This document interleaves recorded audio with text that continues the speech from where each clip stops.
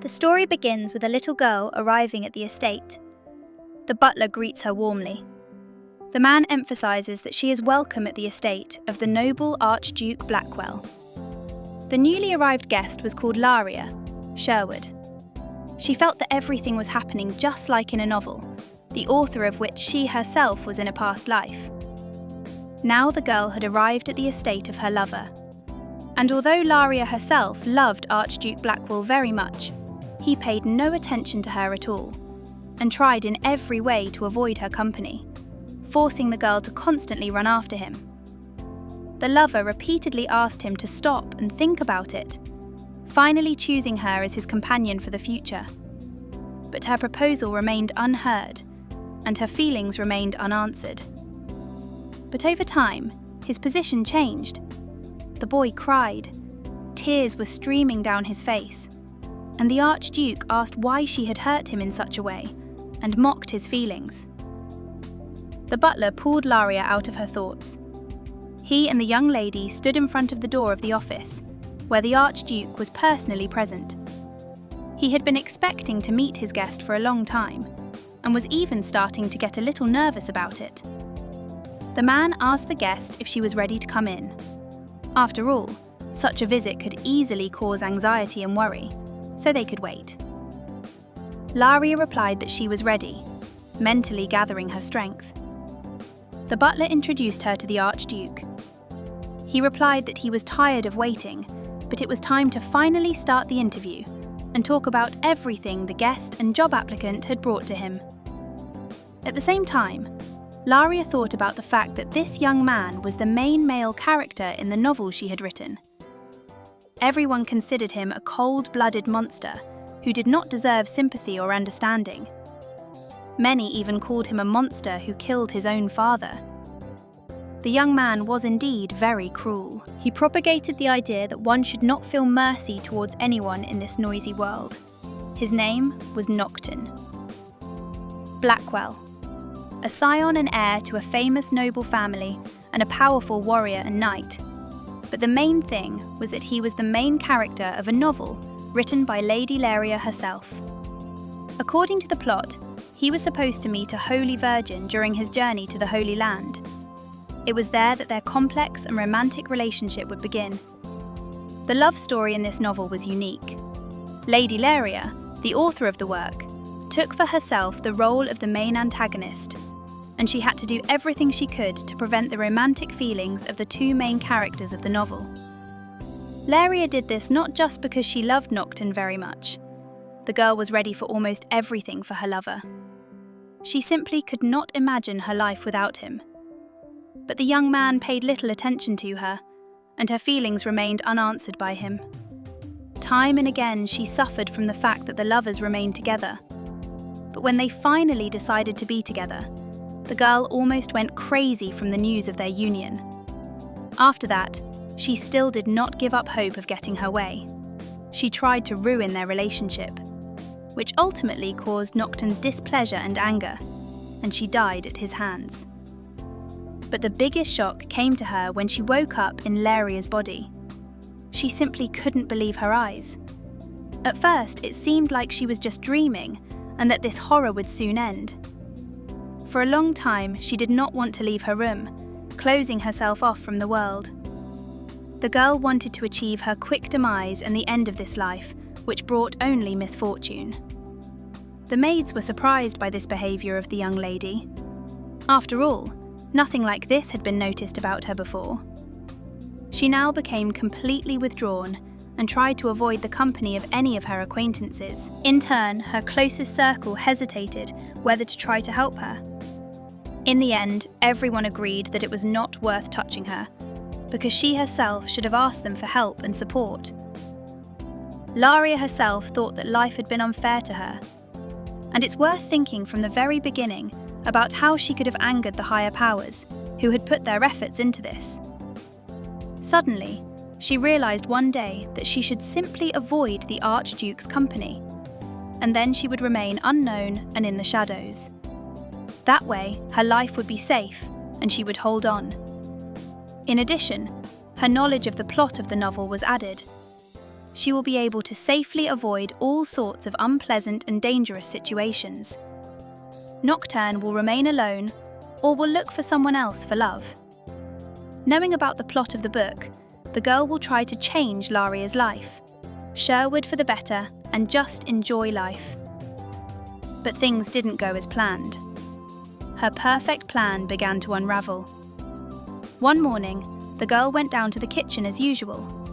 There were already many people there, all of them looking dignified and slowly eating their breakfast, not paying any attention to the lady or being distracted. The mother told the girl that she was very late. Laria tried to reply that she wished everyone a good morning, but her mother assured her that she shouldn't do that after such a huge delay. The woman continued to say that the girl had begun to show her character and temper at an early age. She had thereby disrespected her family and loved ones, and had hurt her father, who works for her and the family. Finally, the mother calmed down and ordered the girl to go to the kitchen and start eating breakfast. The brothers silently watched this strange scene, which had not happened often between mother and sister before.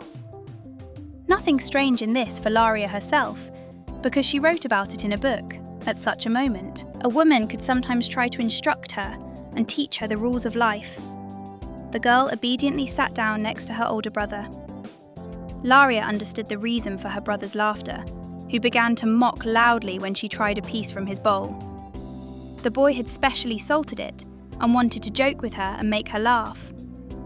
All this, as well as the day that followed, were ordinary things for the girl. After all, she herself wrote about them in the novel and knew about all the relationships between the main characters during this dialogue and subsequent everyday situations. The maid cautiously advised her mistress to eat lightly and not to rush. After all, she had not eaten anything for a long time, and therefore it might harm her at first. The girl was grateful for the care and good attitude. But then something happened that put a crack in her beautiful, reliable plan. The girl tried buckwheat, and an allergy broke out on her face.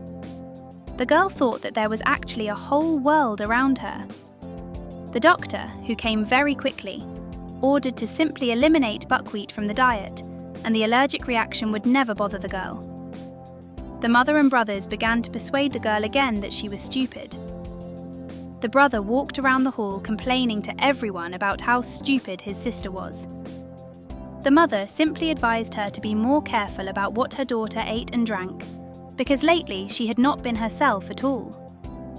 Laria herself thought that in the novel, she was not allergic to foods. The girl thought that this is real life around her, and she should be more careful about what she does. The maid, who was left alone with the mistress, said that she was very surprised when she asked for biscuits. After all, she had already tried them a long time ago, after which the girl felt very sick and fell ill. It was all very different from what was written in the novel. After all, the girl could not actually remember anything like this from her character's life. Many things seemed strange and unusual. Laria recalled that her literary character was very impudent, and always, after causing some trouble and intrigues for the Archduke and his lover, she would return to the estate surrounded by roses. The author even remembered when describing the moment when Laria danced alone among these fiery red roses. But now not a single flower was visible from her window. It was no longer about roses. From the very beginning, the main character didn't pay attention to what was going on around her. She focused a lot of her attention on simply getting used to this place. However, now she was starting to understand the reality of everything. The girl also guessed that from a certain point on, the story began to develop on its own, and events were very different from what happened to the characters in the book and the novel. So she could meet the Archduke at any moment, and secondly, her death could also be waiting for her literally around the corner. This really scared the girl very much. But she tried not to think about the bad. The solution could be the diary that Laria kept.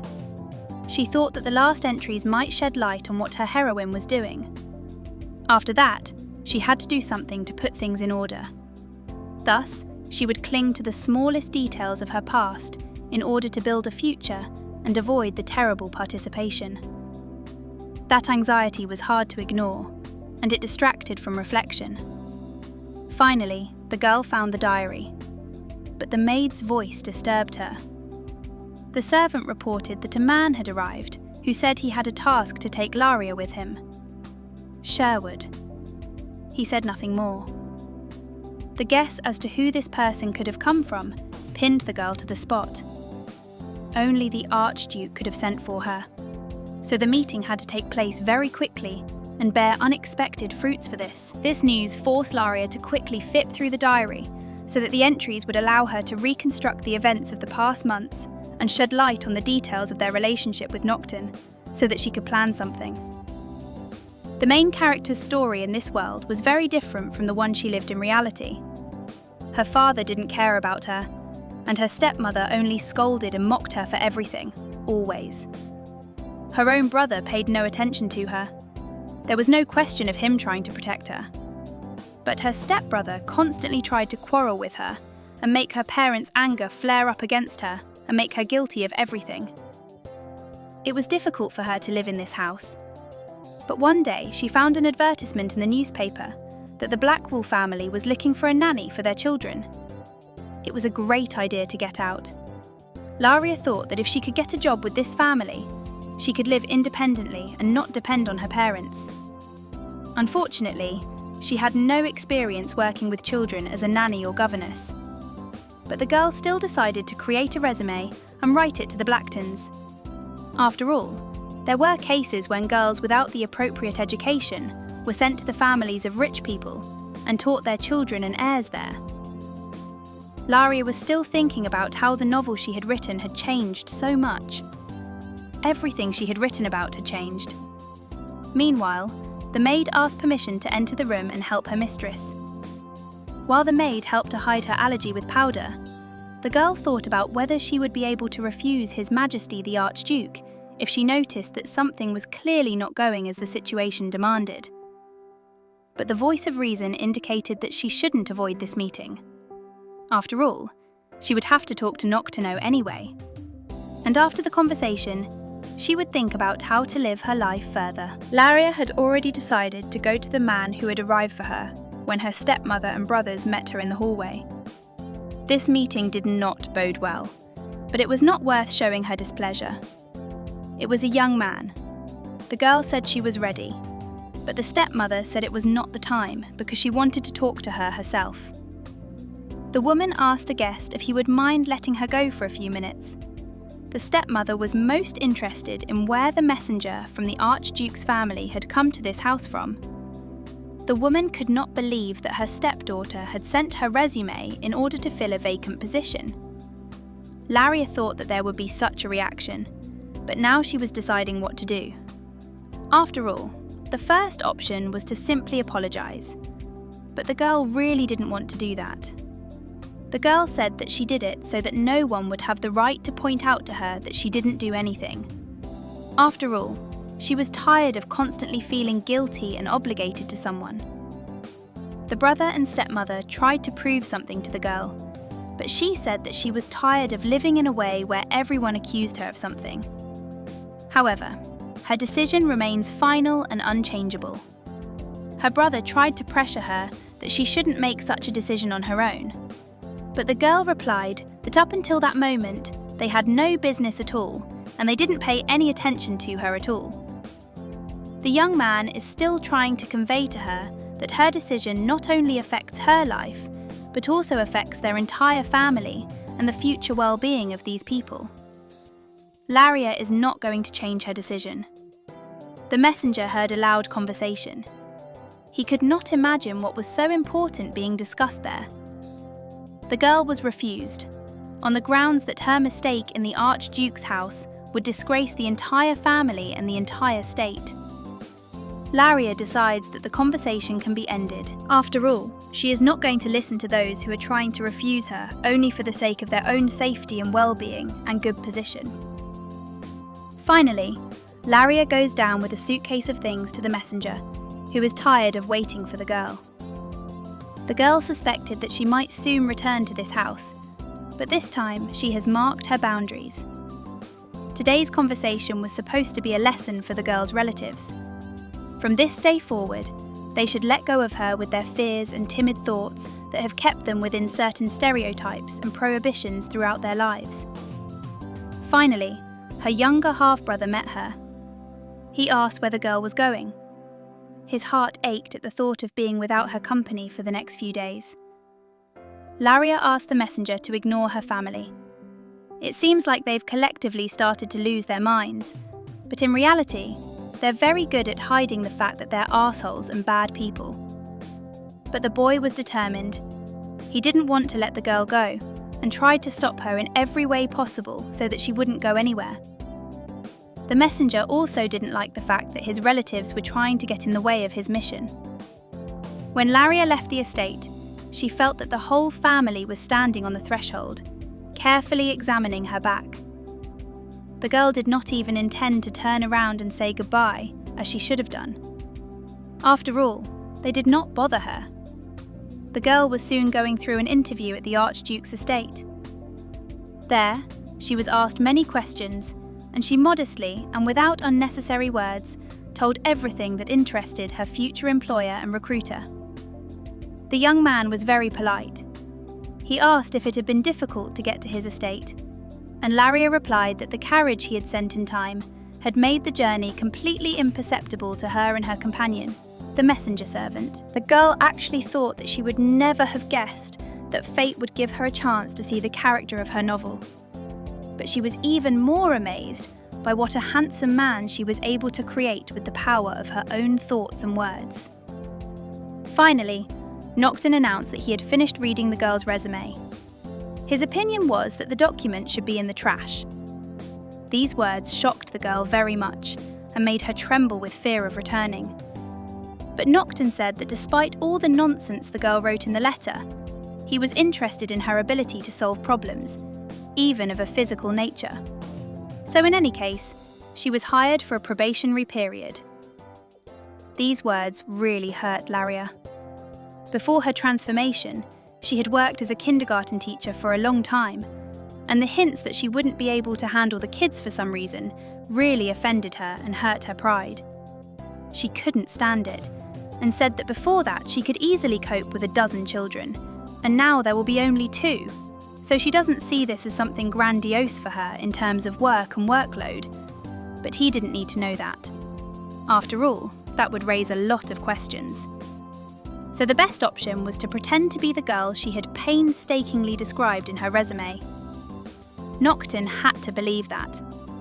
Laria tried to talk about giving her a chance to work in the position she was applying for, but the Archduke said he was not ready for such an adventure regarding children.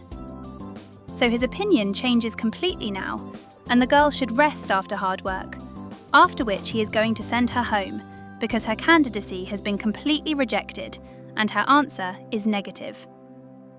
But for some reason, despite the idea of returning to her family, the girl was glad to be returning to herself. After all, the conversation indicated that Nocturne was not interested in her person and she could live freely. Now the girl believed that she could safely begin planning her comfortable existence in the future. After all, the family's money and wealth partly belonged to her. So much awaited her in the future. The maid was leading the girl through the palace, and she couldn't help but be happy that she finally didn't have to worry about how her future would turn out. Suddenly, a strange sound caught her attention. Someone was crying and asking for help. It was a child's voice, and the girl turned to see who was crying.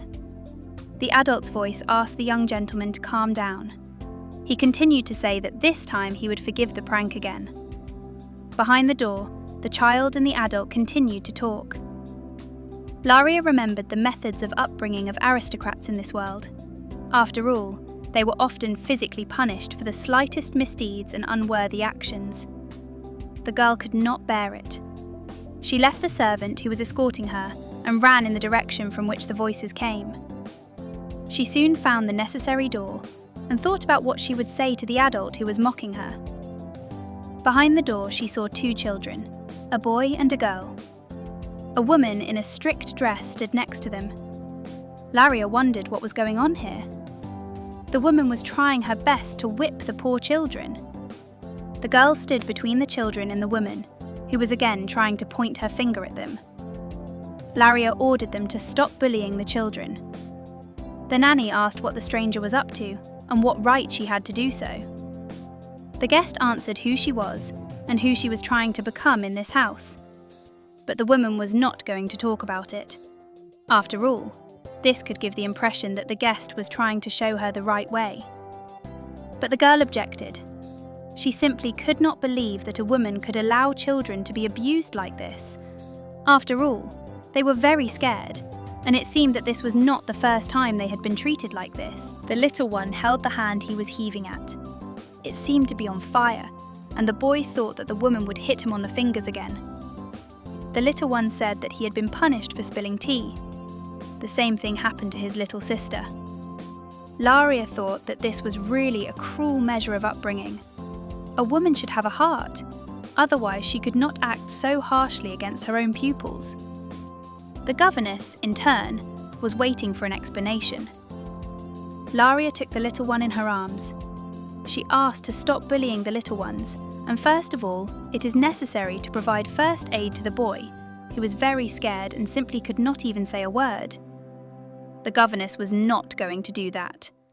She did not want to give up control over the little ones and the situation. The woman said that it was not worth seeking out a doctor for a simple burn and bothering him about such a trifle. Laria was told to leave before she had any problems, because the owner might soon find out what the girl was doing while he was away. The girl said that she was not going to just skip her upbringing because of such cruel methods. But the woman still thought that the girl was interfering where she had no business and permission.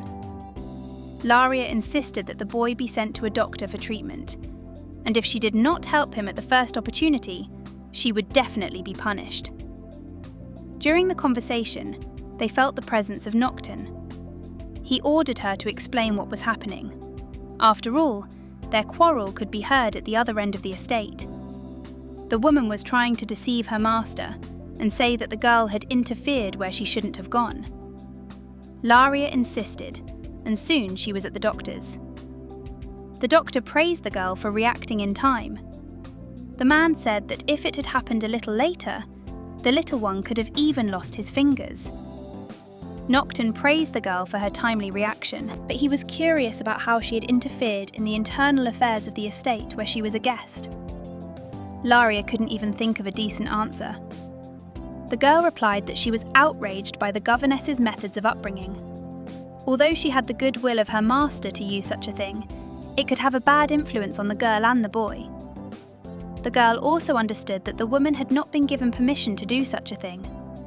Nocturne was against his children being tried to be raised and punished in this way for some ordinary, innocent offence. It was time to meet the children.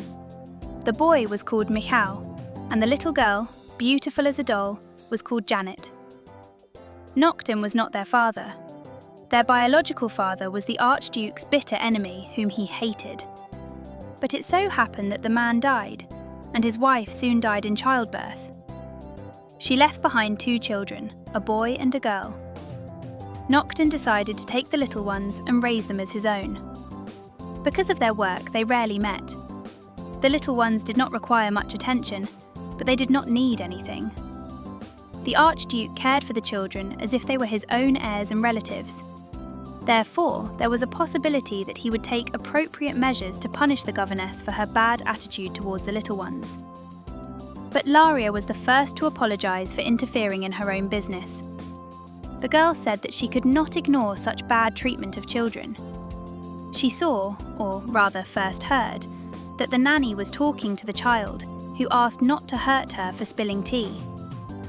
The woman was not going to admit her guilt.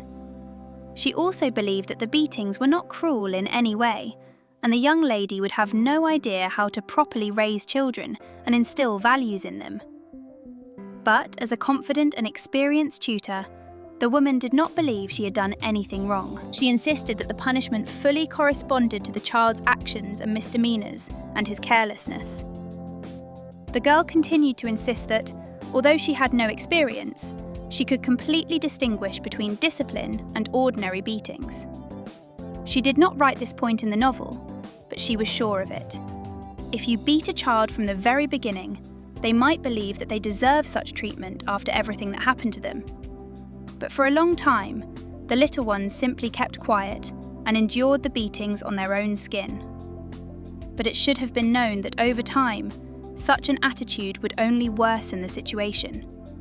After all, the child would start to be afraid and would be ready to shift the responsibility onto someone else, to lie about other children. At a young age, children are generally very vulnerable to this kind of punishment. Therefore, from childhood, they may perceive beatings and bullying as something that only prevents them from living and existing normally. The girl told all this to the teacher and the Archduke, arguing that in the future, such methods would only cause the opposite feelings and experiences in young children, to provoke them. Noctum listened to her and agreed. He emphasised that the young lady was considering everything that had happened quite logically. Her view was somewhat different from the views on upbringing that prevailed in aristocratic society. However, certain words did cause him internal resistance. He could not agree with them because of a certain anachronism. Many nannies and tutors would disagree with her methods of raising and working with children. Molly, that was the name of the woman who had hit Mikhail on the arm, was considered the best tutor, recommended everywhere, and famous throughout the empire. So she had every right to do so. The Archduke insisted that the woman had raised a number of children from aristocratic families, so it was not worth pointing out to her the correctness of the selection of upbringing methods. A professional could not make a mistake. And the use of physical punishment was considered a norm of upbringing in their lands, and corresponded to the current values of society. So the young man certainly did not see this as a reason for concern for himself. The doctor carried the little gentleman out in his arms. He said that there were a lot of wounds on the little man's body, and not all of them were inflicted so that he could study better or learn the rules of etiquette. After all, he would still be beaten.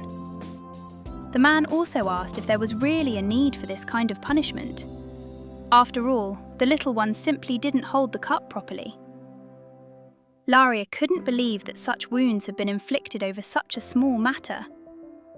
The doctor pointed to little Nocton's hand and asked if he would really say that such an upbringing took place in the civilized world and in the house of His Majesty the Archduke Blackwell, the eminent defender. The young man's mind flashed with fragments of his life, filled with conversations with relatives who asked him to put aside pity and weakness so that he could have the opportunity to glorify his lineage and family. That was the end of the conversation. He asked the doctor to take the children to their rooms and make sure they rested after such a busy day, and he would have a separate conversation with the teacher. He advised Molly to avoid such punishments in the future, as they certainly do not reflect the seriousness of the act of a little boy who suffered only because of his own carelessness and recklessness. As for Laria, the Archduke promised not to hold her accountable, but to allow her to peacefully return to her family after what happened on his estate, and after her arbitrary interference in her upbringing. The girl was upset. After all, in this case, her beliefs were rejected only because the teacher had more experience. She was very hurt by the fact that the children would continue to be bullied. Molly, who was passing by the girl, touched her shoulder specifically to show that it was not worth struggling with her and trying to resist her. The advantage of the governess in this case was clear and undeniable. The girl thought that the children should not suffer because of her pride. In the meantime, the doctor should take care of them, so that they would not suffer even more. He clearly supported her position on punishment. Laria thought that many might think that she was actually sticking her head where it shouldn't be, but the girl simply couldn't accept the strict attitude and the appropriateness of its use. The girl also felt very hurt by the fact that in her past life, she was in the place of these little ones. Her older brother constantly teased her and gave her no peace because of her appearance and her proportions, and no one dared to stand up for her. And her brother constantly mocked and beat her severely because, according to him, she was more like a pig. his words hurt no less than the physical violence. Often, after another beating, the girl thought about whether she really deserved such treatment and why she was being treated this way. Would her entire future life become a struggle for existence with such tyrants? Now she began to understand that her early childhood experiences had contributed to her prescribing the same fate for the boy in her novel. She felt embarrassed, because she was the one to blame for everything that was happening. The children were victims of the governess, and Nocturne didn't care. No one could understand the Archduke and his motives. Because of his upbringing, the young man could not treat anyone kindly. He had been taught that long ago. Seeing the horror that the lives of the characters in her novel had become, the girl began to think that God had sent her here for a reason. He had made her see all this and fix the situation, save everyone. The author had to use her heroine's powers to correct the situation and bring everyone to a happy ending. Laria opened the door to the corridor and called out to the Archduke, who was moving down the corridor and trying to disappear. The young man returned when Laria called him. She asked not to send her home. The girl insisted that he give her a chance to improve the lives of the children, otherwise she would feel guilty and suffer. The girl promised that the result would be visible very quickly, and she would not make the nobleman regret what she would do with the little ones during her very short stay in the castle as a nanny or governess. The young man replied that they had already discussed this issue, and his interlocutor probably had a very bad memory since she could not recall it. There was no reason to do such a thing. Laria said that what she saw convinced her that she was the kind of nanny his children needed. Nocturne had never expressed any expectations about the kind of nanny his children needed. The girl was convinced that she was the perfect candidate for the role of his tutor. After all, Molly knew and used outdated methods of raising and influencing children. It's worth just trying. Laria regretted what she had said a little. After all, she had no idea how people were raised and what was taught in this world. After all, knowledge from a past life might not be suitable. But there was an obstacle in that the girl didn't know how to convince him to hire her. Laria thought she could use the facts from her book that she could still remember, but that wasn't reliable. The girl asked if he really wanted to condemn his children to the same suffering that he himself had been subjected to in childhood by his own family and relatives. After all, such a fate was prepared for his children if he did not change his mind. The young man was angry at such language. He said that now he knew where his interlocutor had gotten such information from. After all, he began to guess her true intentions and why she was so certain. Nocturne leaned over the girl and said that he would not allow himself to be blackmailed and controlled through threats. And if Laria continued to do this, or tried to scare him, he would pay. The girl was not scared. He reacted as she expected. After all, when reminded of certain facts from his past, the young man began to get very angry. This trait was characteristic of him from the very beginning of the novel, so it's worth making sure that this reaction primarily affects him. The girl said that since childhood, he has been forced to act in this way, because he didn't receive a single drop of sympathy from his parents and relatives. The young man is now trying to raise his children in the same way he was raised. He didn't know what maternal love was, and therefore couldn't understand his own motives. With his attitude, he's trying to turn his children away from him. But you can't do that to children. They should understand from childhood that a helping hand will always be extended to them. There will always be someone who will be able to understand the little ones and respond adequately to them when needed. A child will be able to grow up to be a normal person, without complexes and problems, only when there is an appropriate environment around them, in which they will be loved and protected from everything bad and negative from the outside. The girl said that this is her approach. And while Molly is simply a well-deserved and experienced educator, Laria is more focused on helping children develop and grow personally as real people. The Archduke finally gave in. He said he was curious to see how much truth there was in her words. He was going to give the young girl a chance to see the effectiveness of her approach and methods of upbringing. Nocturne agreed. He gave the girl a 2-week trial period. If during that time she did not convince him of the need for him to hire her, the retribution for her audacity would be very tangible. The girl convinced her that she would make an excellent nanny, after which the maid soon took her to the room where Laria was to live and spend the night during breaks between studies for the next 2 weeks. Laria next was called Mary. She gave the impression of a well-bred girl who could be relied on and trusted in case of need. After all, events could develop in different ways. Mary asked if her temporary housekeeper wanted to take a break from the road. After all, she could bring her something to eat or prepare the bathroom. Laria refused, instead asking if she could ask something. But even with that, she decided to wait for the guest. The first thing to do was to establish contact with the children. This will be the key to further success in the difficult task that the new nanny will try to implement. They were both quite wary so far, which was to be expected after all of Mrs. Molly's classes. So Laria asked if they wanted to eat now and start getting to know her. Mary said that Molly didn't let the children eat again because everything had to follow a strict schedule she had planned. But the nanny asked them to do it just this once, to cheer up the little ones after the shock. Laria understood perfectly well that eating delicious food and sitting together at the table could greatly contribute to establishing friendly relations between people. The children also liked this idea very much. They were happy. The teacher assured her that she had ordered the servants to prepare sweets and desserts so that the 3 of them could have a quiet chat and get to know each other. And the children were free to take whatever they wanted. The girl also advised to relax, because this time no one will be punished for how they hold the cup. And there is no need to worry about someone breaking a cookie or something like that. The little one immediately took the oat cookies. Laria said she liked them too. The little ones still couldn't believe that now they would be allowed to do everything as they wanted, and no one would scold them for the slightest mistake.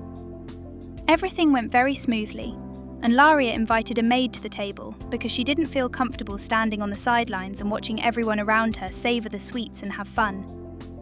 In the future, Laria constantly tried to work on ensuring that the children trusted her and that peaceful and open relationships were established between them, built on trust and the right attitude towards each other and the nanny in general.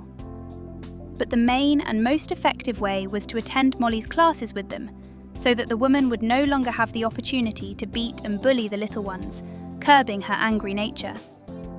The teacher continued to treat and educate the young children as if they were already teenagers. Her methods were not adequate for the age her pupils were at. They could not fully comprehend everything, despite their intelligence. The girl also noticed that after talking to Nocturne, there was an order of magnitude less physical punishment. Perhaps the girl could be fooling herself, but she believed that she had done a lot for her pupils. The time would soon come when her methods would be recognised by the Archduke, and she would be given a job as a nanny. After that, she would do her utmost to improve the relationship between the children and the Duke, to set them on the right path. And she also began to think about improving the relationship between the main character of the novel and Nocturne. In this case, all her problems would disappear by themselves, and Laria would be able to live peacefully and enjoy life. It was the 10th day of Laria's work as a nanny. She could not get the little master to sleep. The girl insisted that he should sleep so that he could become like the Archduke and resemble him. The nanny also pointed to the young housekeeper as a model of behaviour. After all, the girl had brushed her teeth and already gone to bed. She was only waiting for someone to read her a fairy tale, and she slept peacefully. The girl heard from Michael that when they go to bed and Laria goes to her room, Molly comes in and starts telling them all sorts of dirty stories and all sorts of bad things, scaring the children. The girl tried to shut her brother up so that he wouldn't say anything more, but Michael wasn't going to keep quiet. He got tired of enduring it, and he told her about the strange tea Molly gave them every night. The sister realised that there was nothing more to hide. She added that when they didn't even want to drink it, the woman would always bring it to him and force him to drink it. After that, the boy would sleep poorly or wouldn't sleep at all. The girl wondered what strange drink the servant would give them. After all, the strange feeling did not leave her after she drank it. Fortunately, the nurse stopped giving it to the girl when she said it made her sick. Molly constantly emphasized that her tea was very beneficial for the human body, and the people around her would not be able to recognize the young gentleman after he started drinking the tea on a regular basis. Laria wondered why, in this case, the teacher forbade talking about the fact that the little one was drinking that tea. After all, she herself emphasized that it was useful. The children asked not to tell anyone. Laria promised to keep it a secret because she couldn't let the tutor defeat her just yet. In the meantime, the girl went to the doctor to consult with him about the tea and its effects. He immediately recognized the description of the drink, which was usually called a work night drink. It was consumed by those who worked at night, who needed an extra boost of energy and vigor in the evening and throughout the night. The girl realized that this tea was something like coffee. That was why he didn't want to sleep. After all, the drink gave him strength that didn't give him peace, and needed to be embodied and used somewhere. The doctor asked why the nanny was interested in it. She replied that she had been advised to use it to boost her energy and performance. She simply asked if it was beneficial for the child's body and what effect it had. The doctor indignantly said that it was not even worth thinking about such a thing. After all, it would be the worst thing that could be done to a child. Such experiments would definitely not end in anything good, but would only do harm. The man added that in large quantities this tea is not very good for the heart, even for an adult. You shouldn't even think about giving a child with goiter such a drink if an adult is interested in their condition. The girl went into the kitchen. She could not understand the reasons that prompted Molly to give a drink that could even cause a little boy to stop breathing. Laria wanted to check the kitchen. The new nanny wouldn't be surprised if Molly, who had raised her hand against the children, could have done much worse things to them. But with no evidence in her hands, the girl could prove nothing. Guilt would be unproven. Suddenly, she heard Nocton's voice behind her. He asked what the girl was doing. He said that he had heard some suspicious noises in the kitchen, so he decided to check the premises, since the staff had long since left. The young man asked if the girl was really taking advantage of her situation and stealing food. Laria felt very offended, but she knew that without evidence, she couldn't tell the whole story about the reasons that brought her here. The girl replied that she was not in a position to discuss it now. They would have to return to this conversation later. But Nocton stopped her. He demanded an explanation right now, because there was plenty of time. The conversation with His Highness prevented me from thinking about the fact that Molly was going to come here soon. The woman was standing on the threshold. She was carefully examining the kitchen. Not noticing anyone, she went on. The girl and Nocton stood silently in the room. Molly did not notice their presence, and the nanny asked her boss to keep quiet and find out what the tutor was really hiding and what brought her here. Meanwhile, Molly held a jar of something in her hands. She talked to herself, trying to explain the reasons why she had to prevent such a method, dangerous for the little one's life. The woman put the kettle on. Soon she would have to make the drink that Mikkel was going to visit. Molly also said that the new nanny had been bothering her all this time and trying to get in her way. But now she had an extraordinary plan for getting rid of her rival. Soon Nocton would be heartbroken, and she would take advantage of it to chase away the young woman. The Duke and Laria also heard that from the very beginning the nanny was simply trying to ruin the relationship between the children and Nocton. But now her plan has become more cruel. She will make him suffer and torment. The girl could hold it no longer. She threw the door of her hiding place open sharply and shouted for the intruder to stop. Nocton followed this line of conduct as well. The woman asked what they were both doing at such an hour, but the Duke was no longer going to listen to her. He was now more interested in what she was trying to achieve. Her explanations interested him more as information. Molly tried to convince her master that she had misunderstood everything. But he emphasized that all this time behind his back, she had been plotting something bad and unworthy against him and his children. He also knew from the smell that she had been making that special tea. The woman tried to make excuses, but the young man now guessed the reasons why Mikhail had been sleeping so poorly and behaving strangely during the day. Laria asked the woman why she was forcing the young master to drink tea, which had a negative effect on his body and could ultimately lead to a fatal outcome. Molly wasn't going to hide it any longer. She knew the moment had come when everything would be decided. So she simply asked angrily how the girl had known about the nanny's use of tea. The tutor emphasized that the entire blame would lie on the shoulders of the Blackwell family. After all, it is they who genetically transmit a disease that provokes uncontrolled anger. This happens when a woman is next to Blackwell. The novel also describes something similar, but Nocturne was an exception. When his beloved was near him, the symptoms of this disease became completely invisible or disappeared altogether, leaving no trace of themselves.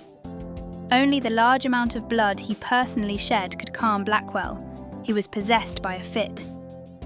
For Nocturne himself, such episodes were akin to a nightmare and a living horror.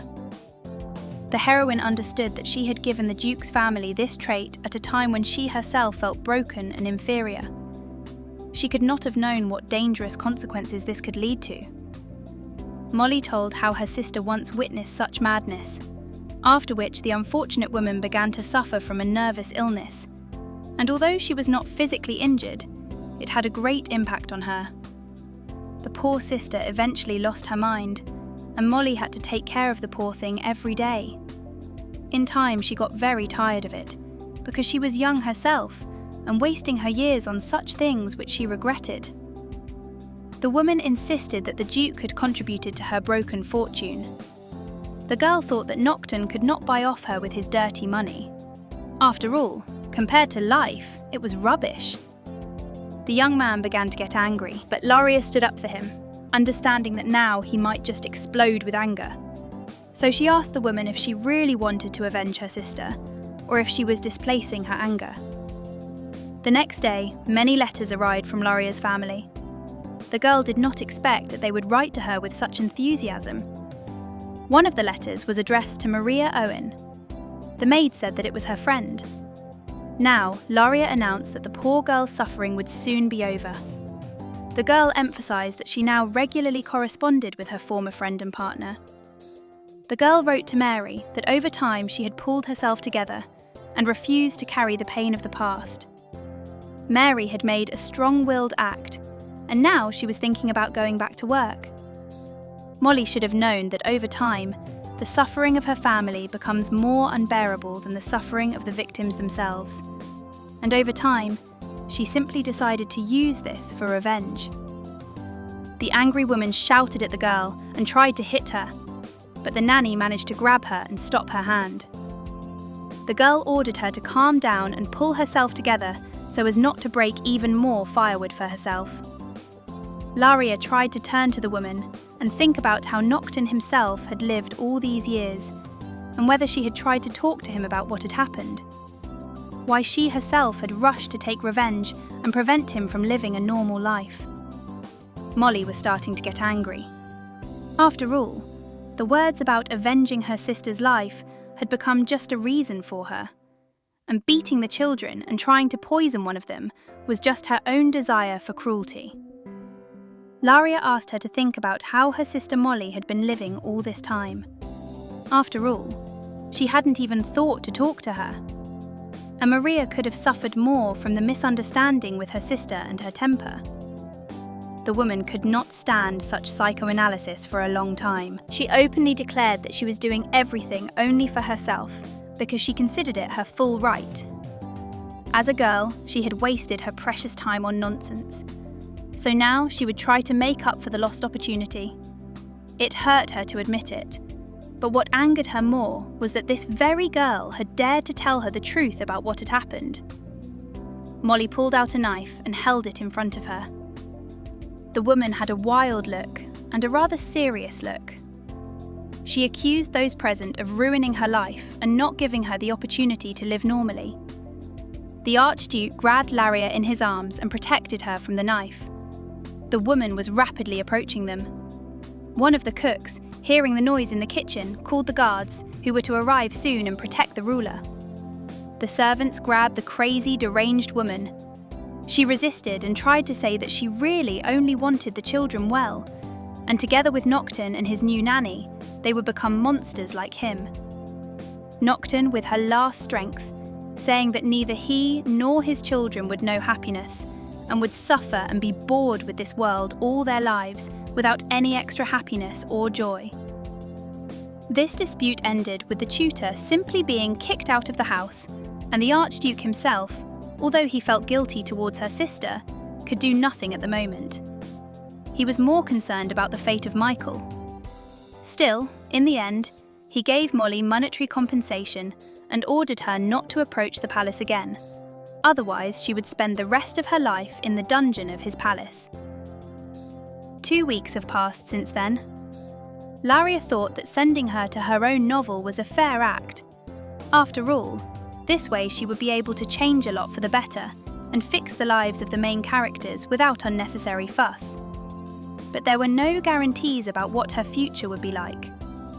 What was scary was that the situation with Molly could happen again. After all, there were so many people offended by the main character of the novel, and they all wanted revenge. The main character, his beloved, was supposed to arrive at this place in about 10 months, so Laria just had to hold out all this time and not become prey for her enemies and foes, or her own family. The girl was sitting in Nocturne's room. He offered her a contract for work. All the conditions were spelled out, which did not suit the girl. It could be changed with the consent of the Duke, because he was very grateful to her for saving the little ones. But before she signed the contract, Laria should have known something. Nocturne had personally told her that she might witness his seizure. It could cause her mental and physical trauma, harming her. The young man regretted that he should have told them about the contract at the very beginning. But then he simply did not have the courage to do such a thing, and now he feels guilty. Nocturne's voice was a little confused at the end. The girl understood perfectly well that he felt his defect as a serious illness. It would have been very difficult for him to tell an outsider about it, but he opened up to Laria.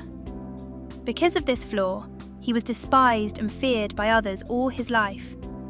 Behind his back, many people said various nasty things about the young Duke. The girl felt that she had something to say in turn. She said that she went to work for him only because she didn't want to stay in her family's house.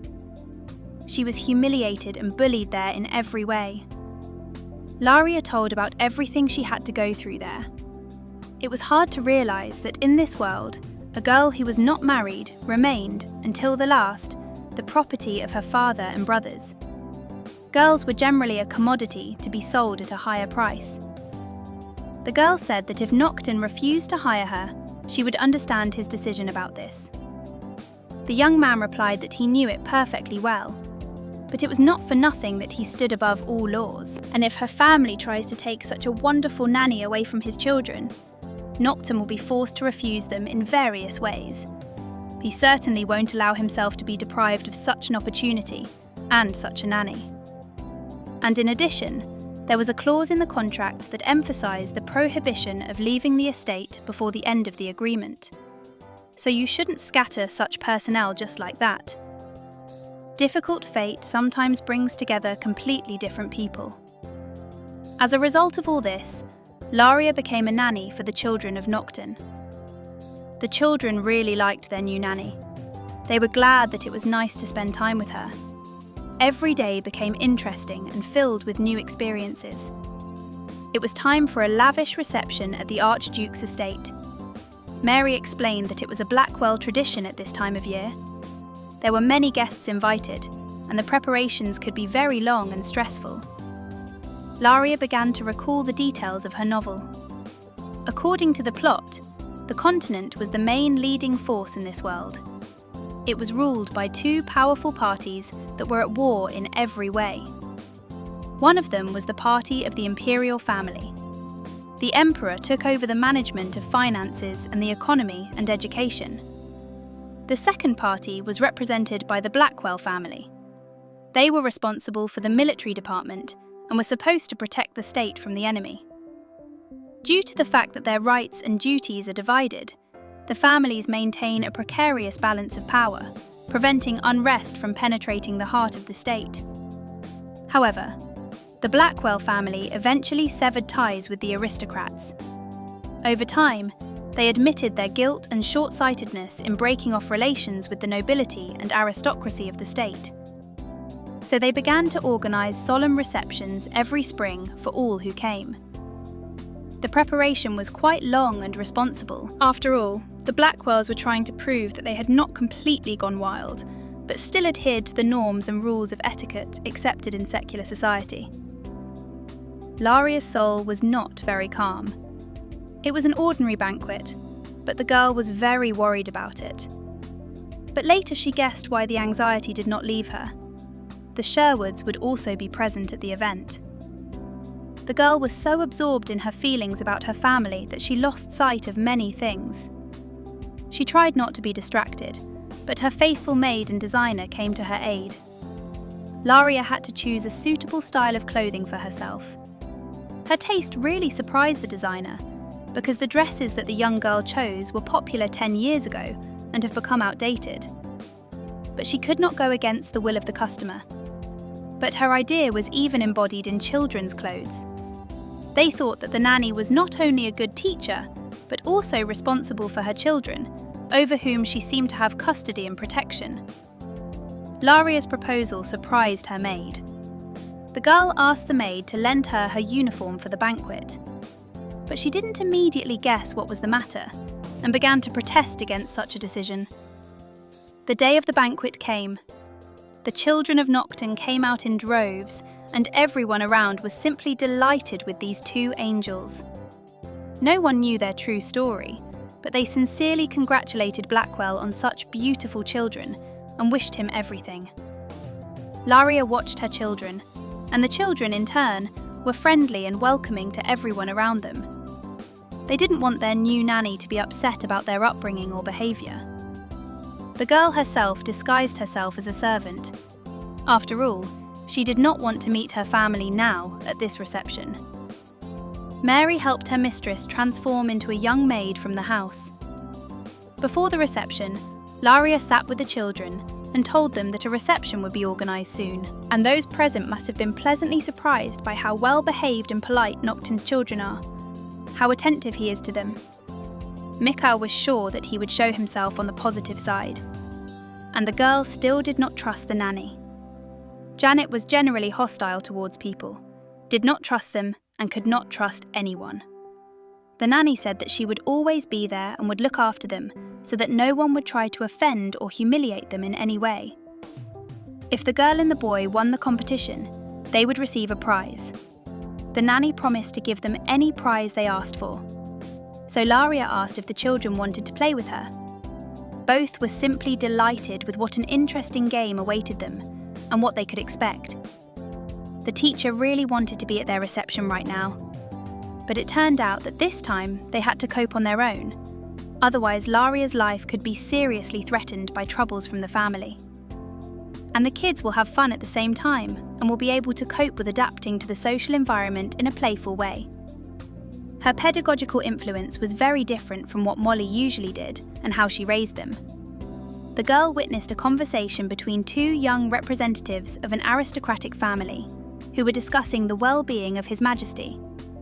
After all, at the moment it seemed that the Duke was doing well. But Laria had even heard that many in the Empire were gossiping about the difficult situation the Archduke was in. But in that case, he definitely wasn't going to organise a reception and welcome the guests. Behind the girl stood a young man who asked to bring him plain water. The girl recognised her older brother by his voice. She did not know what was the right thing to do and how she should behave. Laria replied that she was not responsible for the drinks. The young man asked her to convey his wishes to the one who was in charge of the banquet. After all, it was worth thinking about whether he would recognise her and avoid talking to him. The guy suddenly asked if they had met before, because her voice sounded familiar to her.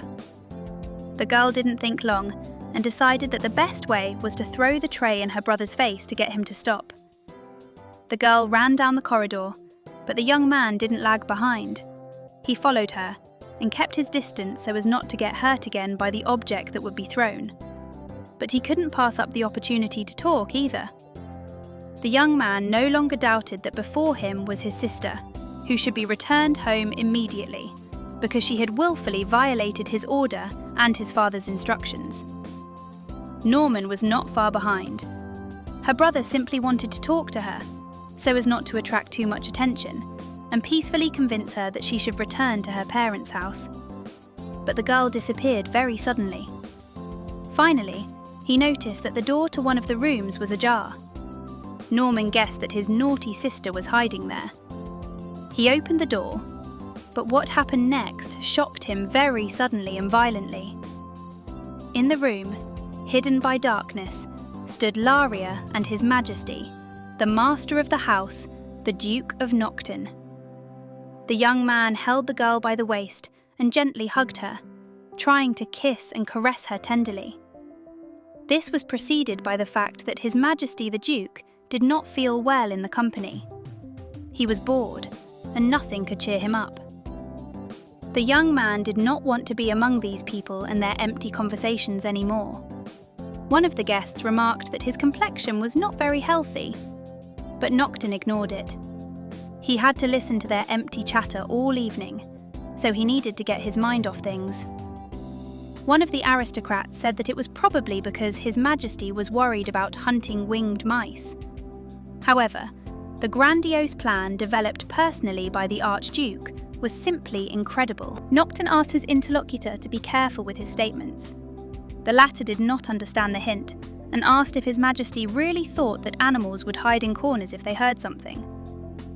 The Duke asked the annoying companion if their plan had been exposed last time because he had told too much to outsiders. And that time, it had all failed before it even really started. One of the court ladies interrupted the conversation with the Baron and advised him to get a loving wife before the start of a serious event, so that someone would be waiting for him at home and organise a family fire for him.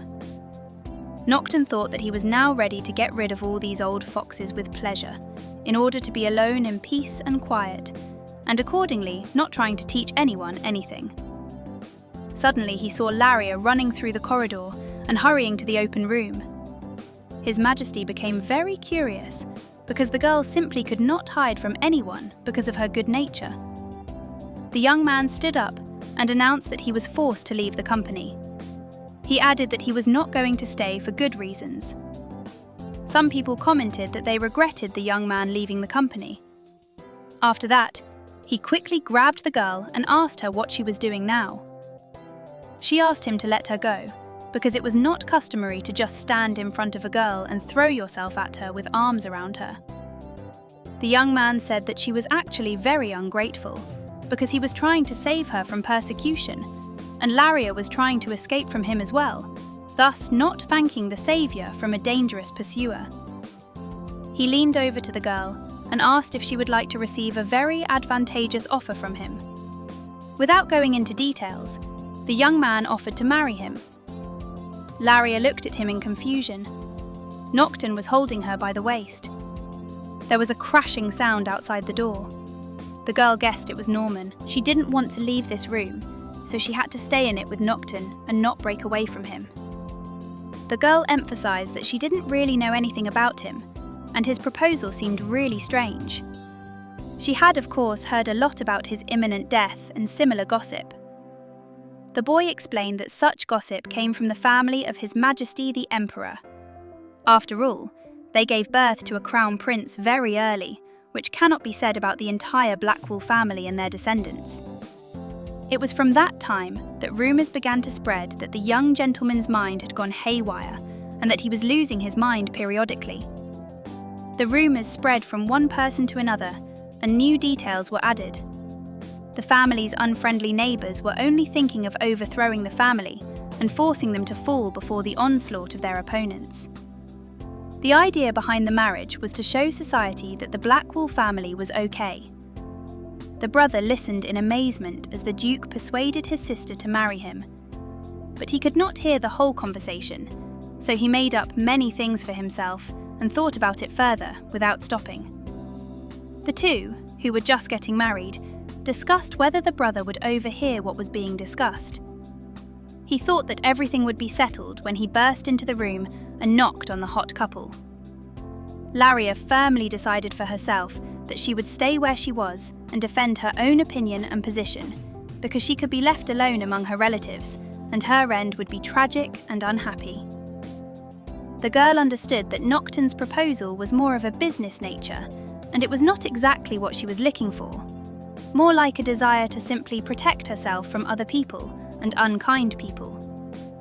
The Duke said that in that case, they would now need to play the role of lovers and show everyone that they were enjoying every moment that fate gave them the opportunity to spend together. Laria was surprised by this question. Finally, the door opened in front of Norman. The girl thought that he wouldn't dare touch her when he saw he was standing behind her. She looked at him and said that she had no other choice. Laria said that her beloved Duke would not be happy if she told him about all the suffering caused to her by her relatives and people who seemed close to her at first glance. Norman prevented their next meeting. The guy didn't believe it. He thought she was deliberately trying to mock and ridicule her. After all, she simply didn't want to return to her family and didn't want to surrender to a fair accusation. The brother grabbed her hand and tried to pull her along. He was convinced that the girl would submit to his will, as she had done so many times before. But it didn't happen at all as he had expected. Nocton intervened. He said that no one had the right to do such a thing to his bride on the Duke's own estate. The boy found it hard to believe that Laria was His Majesty's bride. Nocton said he did not want his bride to be treated in this way. As the groom, he stood up for the girl and would not even think of backing down in the face of a guest who had broken the rules of conduct. Norman disagreed.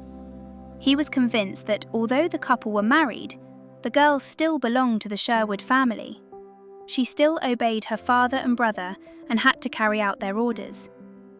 The young man did not back down. He insisted that in such delicate matters, one should fully rely on the laws of the empire. After all, the consent of both parties is required in order for a couple to be considered married and complete. Young Sherwood insisted that without the participation of his family, such a thing was considered invalid until the last moment. Moreover, they did not intend to accept such a son-in-law and did not wish to be related. Meanwhile, in the garden, a young stranger ran up to a tall man wearing a hood. He informed the hooded stranger that everything was going according to plan and they would soon be moving on to phase 2. As the main ceremony continued, they would begin to implement the second phase of their intention. The stranger praised him and ordered them to return to their places and be ready for the coming attack. Laria's own request, His Majesty left her and her brother alone, ostensibly so that she could talk to him. The boy asked for his forgiveness and promised that he would never take her away by force again. The brother asked for only one favour. It seemed strange to the girl, because he asked not to talk about the wedding at tonight's dinner. After all, some of the nobles were going to go over to the Emperor's side. Norman believes that there may be a hidden extremist killer among the invited guests. He may be acting at the instigation of a group of disgruntled Blackwall family henchmen, and therefore a betrayal or even murder is being prepared. If they find out that she is the Duke's future bride, who could become the mother of his heir, then something could threaten her health and jeopardize her position in this house. Laria didn't expect this from her brother. For a long time, she believed that he wasn't working for nothing, but for something, and that none of her relatives recognized her as a family member and were going to take care of her. After that, the brother left. He didn't intend to talk to her anymore, because the first time she didn't receive him properly. The girl rushed to run away and save her own life from her own brother, whom she didn't trust. For some reason, the girl still found the behaviour of her brother strange, who did not spare his time to tell her about this important information regarding the aristocracy that was about to betray His Majesty. but you can rely on Nocturne himself in this matter. After all, the Duke did not do anything just like that. He was going to do this even earlier. His every step was planned, and the girl was to be part of his plan. But now she simply could not help but share important information regarding the fact that there may be people in the estate who wish harm to its owner. So it was worth talking to Nocturne about it. She inadvertently asked him what he thought if, in some case, robbers and traitors broke into his palace and plotted something evil against him and his close friends and relatives. The young man asked if this was really what his brother had told her, considering it a great secret and a great secret. After all, what kind of master would Nocturne be if he didn't know that a traitorous rat had settled in his house? The Duke said that he had long known about the presence of the traitors, but had skillfully kept it a secret, giving them a chance to continue their plan, confident that everything was fine with them. The conspirators had no idea that they had outwitted themselves. They had fallen into a trap they had dug for themselves and would soon fall into. Laria guessed that her master had specifically allowed the conspirators to enter the ball. Nocto said that he did not need to worry about safety because the family's knights had mixed with the guests and were now among the conspirators, ready at any moment to attack the enemy and neutralize the enemies.